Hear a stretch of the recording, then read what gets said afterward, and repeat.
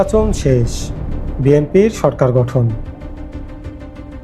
কিন্তু প্রশ্নটা রয়ে গেছে, জামাত কেন পরাজিত?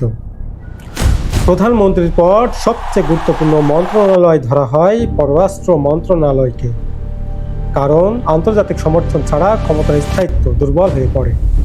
রাজনৈতিক বিশ্লেষকদের মতে ঠিক এই জায়গাটিতেই নাকি ঘটেছে বড় সমীকরণ পরিবর্তন। এক সময় যার সঙ্গে ছিল বিএনপি শক্তির প্রকাশ্য দ্বন্দ্ব, সেই প্রভাবশালী উপদেষ্টাকে ঘিরে ছিল নানা অভিযোগ। যাকে কেউ বলতো তিনি বিদেশি শক্তির ঘনিষ্ঠ, কেউ বলতো তিনি কৌশলী নীতি নির্ধারক। বিতর্ক কখনো থামেনি। তারপর হঠাৎ লন্ডনে উচ্চ পর্যায়ের বৈঠক। সমালোচকদের অভিযোগ, প্রোটোকল ভেঙে সেই সাক্ষাৎই নাকি ছিল টার্নিং পয়েন্ট। সেখানে নাকি ঠিক হয় ভবিষ্যৎ ক্ষমতার রূপরেখা, কে প্রধানমন্ত্রী হবেন আর কে পররাষ্ট্র মন্ত্রণালয়ের দায়িত্ব নেবেন। সবই নাকি সেটেলমেন্ট।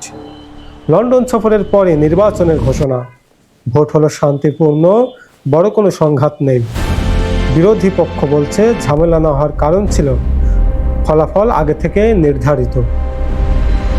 যদিও এ দাবির পক্ষে প্রকাশ্যে প্রমাণ কেউ দেখাতে পারেনি। জামায়াত জোটের নেতারা পরবর্তীতে কঠোর অবস্থান না নিয়ে বিরোধী দলে থাকার ঘোষণা দেয়। প্রশ্ন উঠেছে, এটা কি বাস্তবতা স্বীকারোক্তি নাকি বৃহত্তর সংঘাত এড়ানোর কৌশল?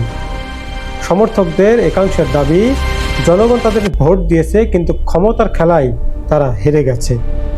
অন্যদিকে শাসক পক্ষ বলছে এটি ছিল জনগণের রায়।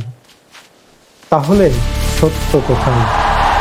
এটা কি নিছক নির্বাচন নাকি পর্দার আড়ালে কোনো বড় রাজনৈতিক সমঝোতা?